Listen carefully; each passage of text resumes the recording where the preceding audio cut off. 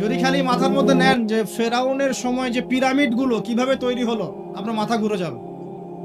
এখনো আমরা এটা মিস্টেরিয়াস, মানুষ বের করতে পারছে না কিভাবে তৈরি হলো। আমরা তো বলি এখন গণিতের যুগ, খুব এগিয়ে যাওয়ার যুগ। এত সহজ ছিল না এই পিরামিডের গাণিতিক ক্যালকুলেশন মেলানো। গত লেকচারে বলেছিলাম যে বিশ্বের সবচেয়ে বড় বড় সেক্টরগুলো, যেমন অ্যালগোরিদম, যেটা ছাড়া আপনি এই বিশ্বের কোনো ডিজিটাল বিষয় করতে পারতেন না, এটা আসছে মুসলিমদের হাত থেকে। এই যে জাহাজ শিল্পের কথা বলেন, এক্সপোর্ট ইম্পোর্ট পুরোটাই কলাপস করতো জাহাজ শিল্প না থাকলে।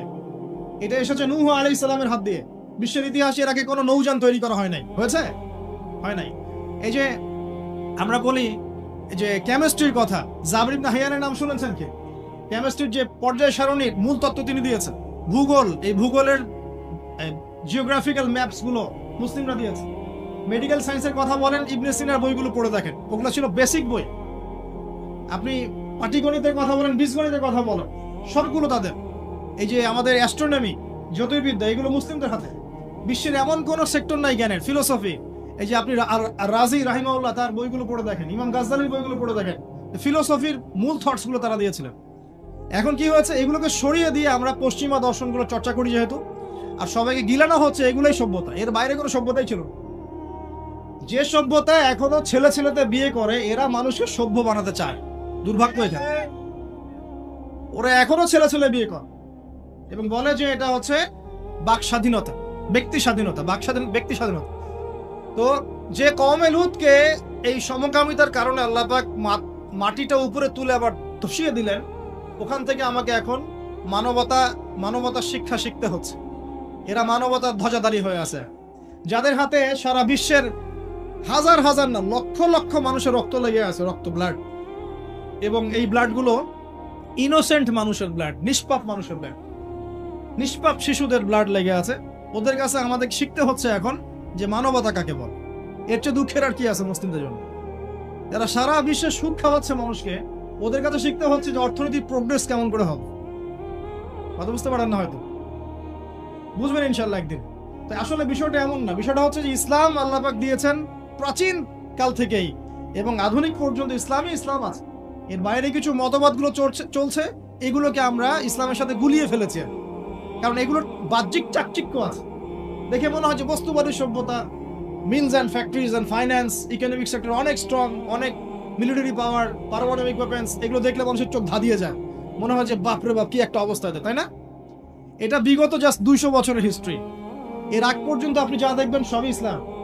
লাস্ট 200 বছরে কি হয়েছে? লাস্ট 200 বছরে আমরা আমাদের খিলাফা হারিয়ে ফেলেছি। মুসলিম যুবকরা নামাজ ছেড়ে দিয়েছে, সুন্নত ছেড়ে দিয়েছে, কোরআন থেকে আমরা দূরে সরে আসছি। ইসলামের দায়িত্ব দিয়ে দিয়েছি শুধু আলেম ওলামার কাঁধে, তারাই ইসলাম পালন করবে, আমরা এর মধ্যে নাই। ঠিক আছে? আমাদের মা বোনরা পর্দা ছেড়ে দিয়েছে, হাজারার মতো স্ত্রী নাই ঘরে, ইব্রাহিম ইসমাইলের মতো সন্তান হচ্ছে না, ইব্রাহিমের মতো পিতা নাই, সন্তান হচ্ছে না। বস্তুবাদী, সারা জীবন দুনিয়া নিয়ে ব্যস্ত, বাড়ি গাড়ি, টাকা করে, স্ট্যাটাস, দ্যাটস অল। আমাদের এখন চিন্তা ভাবনা এরকম। যুবকরা দেখবেন এই যে ফিফা টিফা নিয়ে পড়ে আছে, নেইমার মেসি নিয়ে পড়ে আছে। ওদের চিন্তাই নাই যে আল্লাহ পাক যে তাকে পৃথিবীতে পাঠিয়েছেন দিনটা প্রচার প্রসার প্রতিষ্ঠা করার জন্য, ফিকিরই নেই। কেন হবে না আমাদের অবস্থা এখন, সেটা বলেন। কত পার্সেন্ট মানুষ দেখাবেন নামাজ পড়ে 5 ওয়াক্ত? কত পার্সেন্ট মুসলিম দেখাবেন যে কোরআনটা বিশুদ্ধ করে তেলাওয়াত করতে পারে? যে জাতি কোরআন তেলাওয়াত করতে পারে না, ওই জাতি বিজয় পাবে নাকি? ইসলাম আল্লাহ রাব্বুল আলামিনের পক্ষ থেকে মনোনীত একমাত্র জীবন ব্যবস্থা, ঠিক না বেঠিক? আল্লাহ রাব্বুল আলামিনের পক্ষ থেকে মনোনীত একমাত্র জীবন ব্যবস্থার নাম কি? ইসলাম। এটা আমাদের মন গড়া কথা নয়, আল্লাহ রাব্বুল আলামিন প্রত্যেক ধর্মগ্রন্থেই এই কথাটা বলেছেন, এবং সর্বশেষ যে ধর্মগ্রন্থ কোরআন এবং তার ব্যাখ্যা হাদিস, এখানেও আল্লাহ পাক বলেছেন। কোথায়? পবিত্র কোরআন কারীমে সূরা আলী ইমরান এর 19 নম্বর আয়াতে আল্লাহ পাক বলছেন, বা'দা আউযু বিল্লাহি মিনাশ শাইতানির রাজীম, ইন্না দীনা ইনদাল্লাহিল ইসলাম। আল্লাহ রাব্বুল আলামিন নিজে বলছেন যে নিশ্চয়ই আল্লাহর কাছে একমাত্র গ্রহণযোগ্য দিন বা জীবন ব্যবস্থার নাম কি? ইসলাম। ইসলাম শব্দের অর্থ কি? আমরা বলি শান্তি। সত্যিকার অর্থে ইসলাম শব্দের অর্থ হচ্ছে আত্মসমর্পণ করা। কি করা? আত্মসমর্পণ করা। যে ব্যক্তি আত্মসমর্পণ করে, যে ব্যক্তি ইসলাম পরিপূর্ণরূপে পালন করে, তাকে আমরা বলি মুসলিম। যে ব্যক্তি ইসলাম পরিপূর্ণরূপে পালন করে তাকে আমরা বলি মুসলিম। যেমন এই মুসলিম শব্দের সাথে যে নবীর নাম জড়িত, তিনি হলেন ইব্রাহিম আলাইহিস সালাম। সূরা হজ পড়ে দেখবেন, হুয়া সাম্মাকুমুল মুসলিমিন, তিনি তোমাদের নাম দিয়েছেন মুসলিম, এই জাতির নাম দিয়েছেন। তিনি আমাদের জাতির পিতা, মুসলিম জাতির পিতা। তো ইব্রাহিম আলাইহিস সালামের ব্যাপারে আল্লাহ পাক বলছেন ইয ক্বালা লাহু রাব্বুহু আসলিম ক্বালা আসলামতু লিরাব্বিল আলামিন। যখনই আল্লাহ পাক ইব্রাহিমকে বলতেন আলাইহিস সালাম যে আত্মসমর্পণ করো, ইব্রাহিম আলাইহিস সালাম কোনো বিজ্ঞান যুক্তি দর্শন খুঁজতে যেতেন না। তিনি বলতেন আসলামতু লিরাব্বিল আলামিন, আমি বিশ্ব জগতের প্রতিপালকের কাছে আত্মসমর্পণ করলাম। উদাহরণ দিচ্ছি, আল্লাহ রাব্বুল আলামিন ইব্রাহিম আলাইহিস সালামকে বলেছিলেন স্ত্রী এবং সন্তানকে জনমানব শূন্য কাবা ঘরের পাশে রেখে আসতে। ঠিক আছে, জানি তো আমরা। ইব্রাহিম আলাইহিস সালাম জানতেন সেখানে কোনো মানুষ নেই, কোনো পানি নেই, কোনো প্রাণীও নেই, না খাবার আছে, না পানি আছে, না কোনো প্রাণী আছে। এরপরেও তিনি স্ত্রী এবং সন্তানকে সেখানে রেখে আসলেন। আল্লাহ পাককে প্রশ্ন করলেন না কেন রেখে আসবো, এর পিছনে কারণ কি, যুক্তি কি, দর্শন কি, জিজ্ঞেস করেছেন। ইয ক্বালা লাহু রাব্বুহু আসলিম, যখনই আল্লাহ পাক বলেছেন আত্মসমর্পণ করো, মেনে নাও, তিনি বলেছেন আসলামতু, আমি মেনে নিলাম, লিরাব্বিল আলামিন। আল্লাহ রাব্বুল আলামিন তাকে বলেছেন যে তোমার সন্তান ছোট, হয়তো বয়স হবে 10, 12 বা 15 বছর। আল্লাহ পাক তাকে বলছেন সন্তানকে জবাই করতে হবে। কি করতে হবে? জবাই করতে হবে। তিনি চলে গেলেন, সন্তানকে বললেন ইয়া বুনাই, হে আমার সন্তান, যার নাম ইসমাঈল আলাইহিস সালাম, ইন্নী আরা ফিল মানামি আন্নী আযবাহুক, আমি আমার স্বপ্নে দেখেছি আমি তোমাকে জবাই করছি। কি করছি?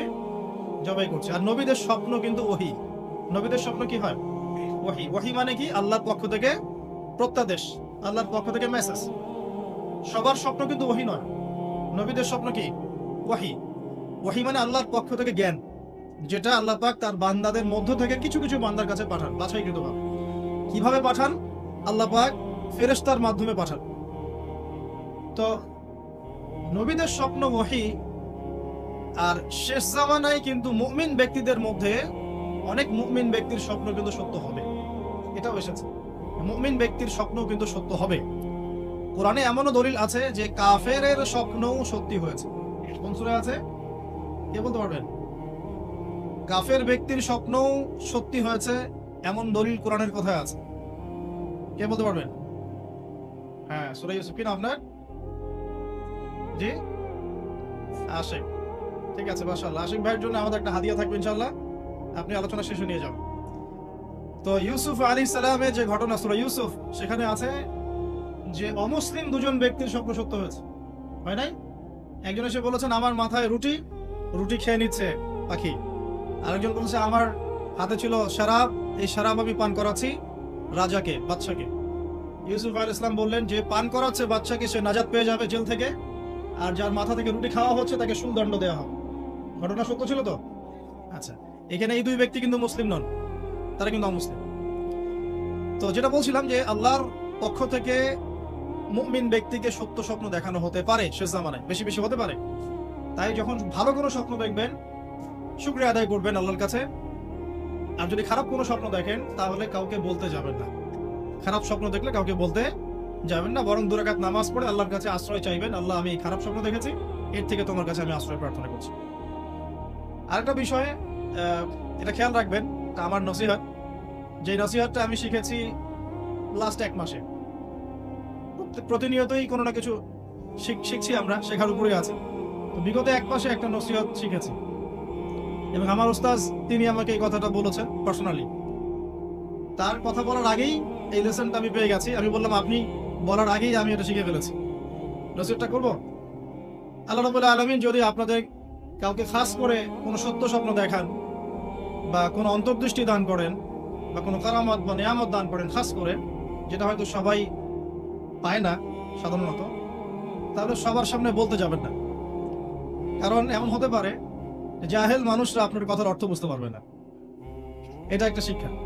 যদি আল্লাহ রাব্বুল আলামিন আপনাকে খাস করে কোনো সত্য স্বপ্ন দেখান, বা কোনো কারামত দেন, বা স্পেশাল কিছু যেটা আপনি সবার মধ্যে পাচ্ছেন না, তাহলে সবার সামনে এটা বলার কোনো প্রয়োজন নেই। হতে পারে বেশিরভাগ মানুষই জাহেল হবে, এবং জাহেলরা আপনার কথার গভীর মর্ম অনুধাবন করতে পারবে না। তো এই শিক্ষাটাও শিখে নেন। এখন নবীগণের স্বপ্ন হচ্ছে ওয়াহি। শেষ জামানায় মুমিনদের স্বপ্ন সত্য হতে পারে। এখানে ইব্রাহিম আলাইহিস সালাম স্বপ্ন দেখছেন ইন্নী আরা ফিল মানামি আন্নী আসবাহু, পরপর 3 রাত স্বপ্ন দেখেছেন যে হে বাবা, সন্তান, আমি তোমাকে জবাই করছি। এখন হাজরা আলাইহিস সালামের গর্ভ থেকে জন্ম নেওয়া এই সন্তান ইসমাঈল আলাইহিস সালাম, তিনি বলছেন ইয়া আবাতি, হে আমার বাবা, ইফআল মা তুমার, আপনাকে যে আদেশ করা হয়েছে আপনি তাই করুন। সাতাজিদুনি ইনশাআল্লাহ মিনাস সাবিরিন, ইনশাআল্লাহ আপনি আমাকে ধৈর্যশীল পাবেন। কে বলছে? ইসমাঈল, যার বয়স কিন্তু তখন 10 থেকে 15-র মধ্যে হবে হয়তো, বাস হাইয়েস্ট।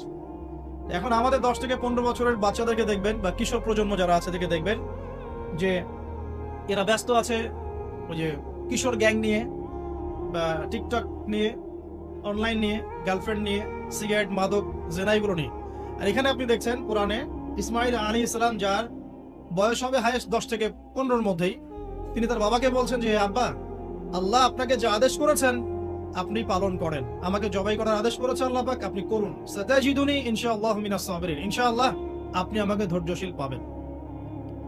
যেহেতু এখনকার ঘরে ঘরে হাজেরার মতো মা নেই, যেহেতু এখন ঘরে ঘরে হাজেরা আলাইহিস সালামের মতো মা নেই, এই কারণেই ইসমাইলের মতো প্রজন্ম তৈরি হচ্ছে না। একই সাথে যেহেতু ঘরে ঘরে এখন ইব্রাহিমের মতো পিতাও নেই, এই কারণেও ইসমাইলের মতো প্রজন্ম জন্ম হচ্ছে না। এই প্রজন্ম রাত 3টায় উঠতে পারে খেলা দেখার জন্য, কিন্তু 12টা পর্যন্ত অপেক্ষা করতে পারে না একটা দিনই বক্তব্য শোনার জন্য। বা কয়টা রাত তারা শেষ রাতে উঠেছে আল্লাহর সামনে দাঁড়ানোর জন্য, তাদের বিবেককে জিজ্ঞেস করতে বলবেন। মূল বিষয়টা কি, আমি ওইদিকে আসবো আস্তে আস্তে। মূল বিষয়টা হচ্ছে যে সারা বিশ্বে একটা নতুন অর্ডার আসতে যাচ্ছে, এটাকে নিউ ওয়ার্ল্ড অর্ডার বলে। নিউ ওয়ার্ল্ড অর্ডার, আগে একটা ছিল ওল্ড ওয়ার্ল্ড অর্ডার, যেটা অলরেডি চলে গেছে। এখন একটা নিউ ওয়ার্ল্ড অর্ডার আসছে, সামনে এসে গেছে অলরেডি। এই নতুন অর্ডারটা বাস্তবায়ন করার জন্য ধার্মিকদেরকে এলিমিনেট করতে হবে, সরাই দিতে হবে। এবং ধার্মিকদের মধ্যে মুসলিম জাতি যারা, তাদের ঈমান, আকীদা, আমল সব নষ্ট করতে হবে। আবার মুসলিমদের মধ্যে যে নারীরা আছে ওদেরকে বেপরদায় আনতে হবে। আর মুসলিম যুবকদেরকে এমন কোন প্রলোভনে ব্যস্ত রাখতে হবে যাতে করে ওরা ওদের জীবনের উদ্দেশ্যটা ভুলে যায়। এই অর্ডার বাস্তবায়ন করার জন্য এই ধরনের গেমিং সেকশনগুলো, এই ওয়ার্ল্ড কাপগুলো বলেন, গেমিং সেকশন বলেন, তারপরে মিউজিক্যাল সেকশনগুলো বলেন, পর্নোগ্রাফি ইন্ডাস্ট্রি বলেন, ফ্রি মিক্সিং বলেন, এগুলোকে ছড়িয়ে দেওয়া হয়েছে ইন্টেনশনালি, যাতে করে যুবকরা ওদের লাইফের এইমটাকে ভুলে যায়, ওখান থেকে সরে যায়। এবং সারা বিশ্বে মানুষ যখন এগুলো নিয়ে ব্যস্ত থাকবে তখন তারা ঠিকই তাদের উদ্দেশ্য বাস্তবায়ন করবে। এগুলো আমরা বোঝা উচিত। ওইদিকে আমি পরে আসছি। ইব্রাহিম আলাইহিস সালামের এই ঘটনা থেকে আপনি ইসলামের শিক্ষা পাবেন। এই দুইটা ঘটনা, স্ত্রীকে রেখে আসো, সন্তানকে রেখে আসো, আর বাচ্চাকে কুরবানি করো, এই দুইটা ঘটনায় কোনোভাবেই বিজ্ঞান দিয়ে মেলানো যায় না, যুক্তি দিয়ে মেলানো যায় না, দর্শন দিয়ে মেলানো যায় না। কিন্তু ইব্রাহিম আলাইহিস সালাম কিন্তু বলেন নাই, আল্লাহ আমি কেন এই মাসুম বাচ্চাকে হত্যা করব, কেন আমি আমার স্ত্রী সন্তানকে এমন জায়গায় রেখে আসবো যেখানে কোনো পানিও নাই, কোনো খাবারও নাই। তিনি কি প্রশ্ন করেছেন? এবং এই ব্যক্তির সম্পর্কে আল্লাহ পাক বলছেন, ইয ক্বালা লাহু রাব্বুহু আসলিম ক্বালা আসলামতু লিরাব্বিল আলামিন। যখনই আল্লাহ পাক তাকে বলেছেন আত্মসমর্পণ করো, তিনি বিনা বাক্য ব্যয়ে আত্মসমর্পণ করেছেন। এর নাম হচ্ছে ইসলাম। আর আমরা যেটা ফলো করছি, মসজিদে নামাজ পড়ি, আবার অর্থনৈতিক জীবনে সুদ খাই। মসজিদে আমরা তাসবিহ তাহলিল করি, বাইরে গিয়ে ঘুষ নেই। আমরা মাশাআল্লাহ রমজান মাসে রোজা রাখি, দান সদকাও করি, কিন্তু যাকাত দেই না। আমরা হজ উমরা করি বছর বছর, কিন্তু আল্লাহর জমিনে আল্লাহর আইন প্রতিষ্ঠা করি না। এগুলোকে আসলে ইসলাম বলে না, এগুলোকে আমরা বলি প্রোটেস্ট্যান্ট ভার্সন অফ ইসলাম, মানে ইসলামের প্রোটেস্ট্যান্ট ভার্সন। প্রোটেস্ট্যান্ট ভার্সন কি, এটা জানতে হলে আপনাদেরকে ফরাসি বিপ্লবের আগের ইতিহাস পড়তে হবে। এর আগে একটা সময় ছিল যখন ধর্ম অন্ধভাবে ফলো করতো খ্রিস্টানরা, যারা খ্রিস্টান নাসারা, যারা ওরা অন্ধভাবে ধর্ম ফলো করতো। ধর্মের বাইরে কোনো মুক্ত চিন্তার অধিকার সেখানে ছিল না। ঠিক আছে, যদি কেউ মুক্ত চিন্তার কথা বলতো তাহলে ওদেরকে মৃত্যুদণ্ড দেওয়া হতো।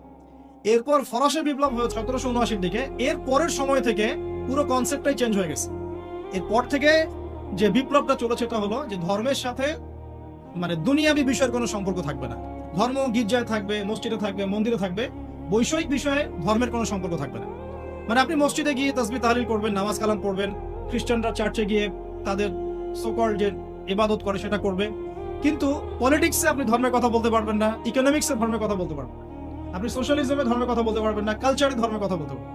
এগুলো আমরা আমাদের মন গড়া পদ্ধতি দেখো। এই যে মানে ধর্মটাকে এলিমিনেট করে দেয়া বৈষয়িক জীবন থেকে, এই বিপ্লবটা শুরু হয়েছে ফরাসি বিপ্লবের পর থেকে। তো ইসলাম কিন্তু এটার নাম নয় যে আমি আল্লাহ পাকের প্রত্যেকটা বিধানকে চ্যালেঞ্জ করব, এর পিছনে যুক্তি দর্শন বিজ্ঞান খুঁজবো, তারপরে মানবো, এর নাম ইসলাম নয়। ইসলাম হচ্ছে আল্লাহ পাকের কোনো বিধান যদি অভ্রান্ত ভাবে চলে আসে এবং প্রমাণিত হয় যে হ্যাঁ এটা আল্লাহর বিধান, বিনা বাক্য ব্যয় সেটা মানতে হবে, এর নাম ইসলাম। কিন্তু এখন এভাবে মানতে গেলে আপনাকে বলা হবে আপনি ধর্মান্ধ, কোনো কোনো ক্ষেত্রে আপনাকে মৌলবাদী শব্দ শুনতে হতে পারে। তবে বিষয়টা হচ্ছে যে একটু বোঝেন, আগে আগে কথাগুলো বোঝেন। যদি আপনি আমার সাথে দ্বিমত থাকেন তারপরে বুঝে দ্বিমত পোষণ করেন, তাই বলছেন। আগে বোঝেন তারপর দ্বিমত পোষণ করেন। ইমানের কয়টা পিলার বলেন তো? না, ইমানের পিলার 6টা। কয়টা? 6টা। ইসলামের পিলার 5টা। ইমানের কয়টা? 6টা। ইসলামের কয়টা? 5টা। ইসলামে পড়ে আস, ইমানে আস। ইমানের যে 6 পিলার আল্লাহ পাক যে কুরআনুল কারীমে বলেছেন, আলিফ লাম মিম যালিকাল কিতাব লা রাইবা ফি। আলিফ লাম মিম, এই কিতাব এমন এক কিতাব যে কিতাবে কোনো সন্দেহ নাই। কে বলছেন এটা? আর আল্লাহ পাক কি মিথ্যা বলতে পারেন? না। আল্লাহ রাব্বুল আলামিন বলছেন এই কিতাবে কোনো সন্দেহ নেই, অ্যাবসলিউটলি নো ডাউট, এই কিতাবের মধ্যে এক জাররা পরিমাণ কোনো সন্দেহ নাই। লা রাইবা ফি হুদাল লিল মুত্তাকিন, এই সন্দেহ মুক্ত কিতাবটা মুত্তাকিদের জন্য হেদায়েত। ঠিক আছে? আর মুত্তাকি কারা? আল্লাহ বলছেন আল্লাযীনা ইউমিনুনা বিল গায়বি, যারা গায়েবে বিশ্বাস করে। কিসে বিশ্বাস করে? তো মুত্তাকি হতে হলে আমাকে গায়েবে বিশ্বাস করতে হচ্ছে। এখন গায়েব কি? এই উত্তর হচ্ছে গায়েব হচ্ছে 6টা বিষয়। কয়টা বিষয়? 6টা। উত্তর আছে সূরা নিসার মধ্যেও আছে, হাদিসে জিবরিলের মধ্যেও আছে। যে যদি আপনি মুমিন হতে চান তাহলে ইমানের 6 পিলারে বিশ্বাস করতে হচ্ছে। 1 নম্বর আল্লাহ বিশ্বাস, 2 নম্বর ফেরেশতাগণে বিশ্বাস, 3 নম্বর আসমানি কিতাব, 4 নম্বর নবী রাসূলগণ, 5 নম্বর পরকাল, আর 6 নম্বর কি? তাকদীর বা ভাগ্যের ভালো মন্দ। 6টার একটাও কি চোখে দেখা যায় কিনা? হয়তো কোরআনটা আমরা খালি দেখি, আসমানি কিতাবের মধ্যে কোরআনটাকে দেখি আর হাদিসগুলোকে দেখি, তাও কিতাব আকারে। আমরা কিন্তু নবীদের মধ্যেও কোনো নবীকে দেখি না। দেখি? ইমানের 6 পিলার আল্লাহ বিশ্বাস, না দেখে বিশ্বাস। ফেরেশতা আপনি কি দেখেছেন কখনো? জিন জাতিকে দেখেছেন? আমরা যে আত্মা বা রূহ নিয়ে চলাফেরা করছি, রূহটাকে দেখেছেন? পরকাল, পরকালে আমরা যে যাব, কবর, কিয়ামত, হাসর, মিজান, পুলসিরাত, সওয়াল জবাব দেখেছি আমরা? কিচ্ছু দেখি নাই। হাউজে কাউসার দেখেছেন? তাকদীর, ভাগ্যের ভালো মন্দ, আল্লাহ পাক তাকদীর লিখে রেখেছেন, কোনো ব্যত্যয় ঘটবে না, দেখেছি আমরা? তো ইমানের 6 পিলার সবই তো গায়েব, অদৃশ্য। এখন অদৃশ্যে বিশ্বাস না করলে আমি মুমিন হতেই পারছি না। অদৃশ্যে বিশ্বাস না করলে আমি মুমিনই হতে পারছি না। মুসলিম হওয়া তো আরো দূরের কথা। তো বিশ্বাসী হতে হলে আমাকে গায়েবে বিশ্বাস করতে হচ্ছে, যেগুলো দেখা যায় না। এখন আল্লাহ পাকের কোনো আদেশ চলে আসলে না দেখেই তো বিশ্বাস করতে হবে, এর নামই তো ইসলাম। এখন এই বিশ্বাসকে যদি আপনি বলেন ধর্মান্ধতা, তাহলে তো সমস্যা। কারণ কোনো কোনো ক্ষেত্রে আমাদেরকে না দেখেই আল্লাহর উপর তাওয়াক্কুল, বিশ্বাস করতে হচ্ছে। তো ইসলাম অর্থ হচ্ছে আল্লাহ পাকের আদেশ নিষেধগুলোকে মেনে নিয়ে আত্মসমর্পণ করার পর শান্তি অর্জন করা। আত্মসমর্পণের মধ্য দিয়ে শান্তি অর্জন করা। এবং এই নামকরণ করেছেন কে? ইব্রাহিম আলাইহিস সালাম, যার ব্যাপারে আমি 2টা দলিল দিলাম মাত্র। সামনে যান। এখন ইসলাম কি শুধু একটা কালচারের নাম, নাকি পরিপূর্ণ জীবন ব্যবস্থা? উত্তরটা আমরা আল্লাহ থেকে নেই, আমরা উত্তর দিব না। কে উত্তর দিবেন? আল্লাহ পাক। আল্লাহ পাক বলছেন সূরা মাইদার 3 নম্বর আয়াতে। কয় নম্বর আয়াত? রেফারেন্সগুলো মনে রাখবেন, বাসায় গিয়ে চেক করবেন। সূরা মাইদার 3 নম্বর আয়াতটা নাযিল হচ্ছে কখন? শানে নজুল বলে দিচ্ছি, যখন রাসূল সাল্লাল্লাহু আলাইহি ওয়াসাল্লাম বিদায় হজের ভাষণ দিয়েছেন। বিদায় হজের ভাষণ তিনি 4টা ভাষণ দিয়েছেন। কয়টা ভাষণ? 4টা। কোন বর্ণনা এসে আরো বেশি, 5টা 6টার কথা, কিন্তু আমি জানি অথেন্টিক 4টা। তো 4টা ভাষণের মধ্যে একটা ভাষণ শেষে আল্লাহ পাক এই আয়াতটা নাযিল করলেন, যখন তিনি বললেন যে আমি কি তোমাদের কাছে দিনকে পৌঁছে দিয়েছি? সাহাবীগণ বললেন হ্যাঁ, পৌঁছে দিয়েছেন। তিনি আকাশের দিকে আঙ্গুল তুলে বলেন আল্লাহুম্মা ফাশহাদ, হে আল্লাহ আপনি সাক্ষী থাকুন, আমি আমার দায়িত্ব পালন করেছি। ঠিক আছে? এখন আল্লাহ পাক নাযিল করলেন আল ইয়াউমা আকমালতু লাকুম দীনাকুম, আজকের দিনে আমি ইসলামকে কামেল করে দিলাম, পরিপূর্ণ করলাম। ওয়া আতমামতু আলাইকুম নি'মাতি, তোমাদের উপর আমার নিয়ামতকে পূর্ণতা দিলাম। ওয়া রাদিতু লাকুমুল ইসলাম দীনান, তোমাদের উপরে দ্বীন ইসলামকে মনোনীত করে আমি আল্লাহ সন্তুষ্ট হয়ে গেলাম। তাহলে ইসলামকে আল্লাহ পাক কি বললেন? আকমালতু লাকুম দীনাকুম, তোমাদের জন্য দ্বীনকে কি করেছি? পরিপূর্ণ করে দিয়েছি। তো পরিপূর্ণ যে বিষয়টা, সেখানে সবকিছু সমাধান থাকে না। ঠিক এই কারণেই আমরা ইসলাম অর্থাৎ কোরআন সুন্নাহ ঘাটলে দেখবো এমন কোনো বিষয় নাই যেটা কোরআন সুন্নায় নাই। আছে? এমন কি কোনো বিষয় আছে যেটা কোরআন সুন্নায় নাই? হয়তোবা আমাদের দৃষ্টিভঙ্গির সমস্যা, হয়তোবা আমার জ্ঞান সেই পর্যায়ে যায় নাই, অথবা আমি বুঝেও না বোঝার ভান করছি, জেনে না জানার ভান করছি। কথা কি বুঝতে পারছেন? হয় আমার জ্ঞান সেই পর্যায়ে পৌঁছায় নাই, এটা একটা কারণ হতে পারে, অথবা আমি জানি জেনেও অস্বীকার করছি, অথবা বুঝেও না বোঝার ভান করছি, দেখে না দেখার ভান করছি। কোরআন এবং সুন্নায় কি নাই আপনি খুঁজবেন, দেখবেন মাথার চুলটা কিভাবে আঁচড়াতে হবে এটার হেদায়েত কোরআন সুন্নাহ দিয়েছে, তাই না? চুল আপনি রাখতে চান, যদি আপনি সুন্নত মতো রাখতে চান, কিভাবে রাখবেন সে কথাও হাদিসের মধ্যে আছে। রাতে ঘুমাবেন, ঘুমানোর সুন্নত নাই। ঘুমানোর সুন্নত মানে সেকুলারটা বোঝে না, সুন্নত মানে হচ্ছে আদর্শ। সুন্নত মানে কি? আদর্শ, গাইডেন্স। রাতে ঘুমানোর গাইডেন্স কি কোরআন আছে? ঘুম থেকে উঠবো, গাইডেন্স নাই। ঘুমিয়েছি, দুঃস্বপ্ন দেখেছি, এখানে গাইডেন্স নাই। আছে। পবিত্রতা অর্জন করবেন কিভাবে? ওযুর গাইডেন্স নাই। ফরজ গোসল হয়েছে, গোসল করতে হবে, গাইডেন্স নাই, সুন্নত নাই, আছে। নামাজ পড়বেন, সুন্নত আছে। তেলাওয়াত করতে চান, সুন্নত আছে। জিকির আজকার করবেন, সুন্নত আছে।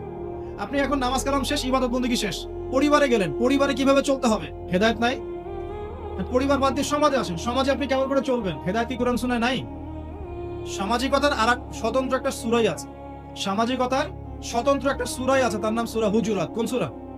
সূরা হুজুরাত। মহিলাদের অধিকার নিয়ে কথা বলেন, মহিলার অধিকার নিয়ে কি কোরআন সুন্নাহ কিছু বলে নাই? সূরা নিসা নামে আলাদা সূরা নাই?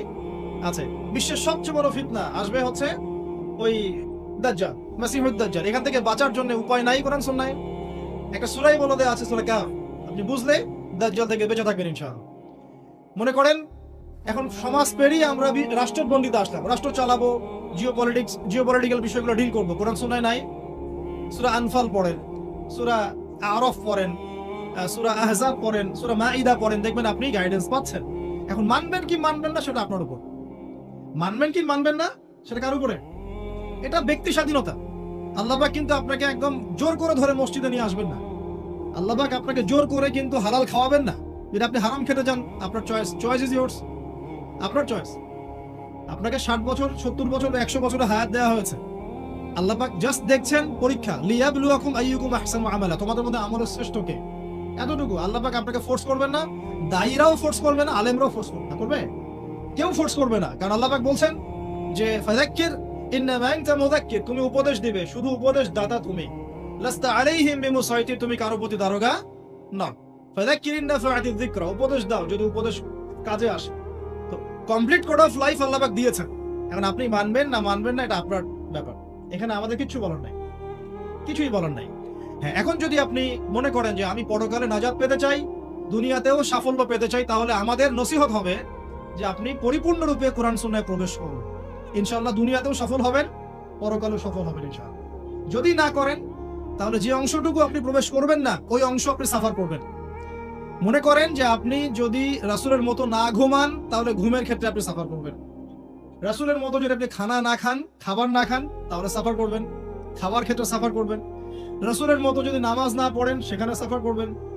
রাসূলের মতো অর্থনীতি না চালান, অর্থনৈতিক জীবনে আপনি সাফার করবেন, আপনাকে কষ্ট ভোগ করতে হবে।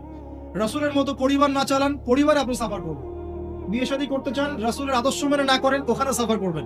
যতটুকু বের হয়ে যাবেন ইসলাম থেকে, ততটুকু জাহিলিয়াত আপনাকে গ্রাস করে ফেলবে এবং আপনি কষ্ট সহ্য করতে হবে তখন। আর যদি পরিপূর্ণ ইসলাম থেকে দূরে থাকেন, তাহলে পরকালটা পুরাই বরবাদ এবং দুনিয়া তো বরবাদ হবেই। আল্লাহ পাক এভাবে একটা কোড অফ লাইফ দিয়েছেন। তাহলে আমরা শিখলাম যে ইসলাম একটা দিন, মানে কোড অফ লাইফ, জীবন ব্যবস্থা, যেখানে জীবনের প্রত্যেকটা বিষয়ের সমাধান আছে। মানা না মানার ইখতিয়ার কার? নিজের, আপনার, কেউ ফোর্স করবে না। তারপর কি এটা ছাড়া কি অন্য কোনো দিন চলবে কিনা? ইসলাম ছাড়া অন্য কোনো ইজম, অন্য কোনো মতবাদ, তরিকা বা অন্য কোনো জীবন দর্শন চলবে কিনা, এটা একটা বড় প্রশ্ন। উত্তর কি? উত্তর আমরা কোথা থেকে নিব? কোরআন থেকে। আল্লাহ কি বলছেন চলুন দেখি। আল্লাহ পাক বলছেন সূরা আলে ইমরানের 85 নম্বর আয়াত। কত নম্বর আয়াত? আলে ইমরান 85। আল্লাহ পাক বলছেন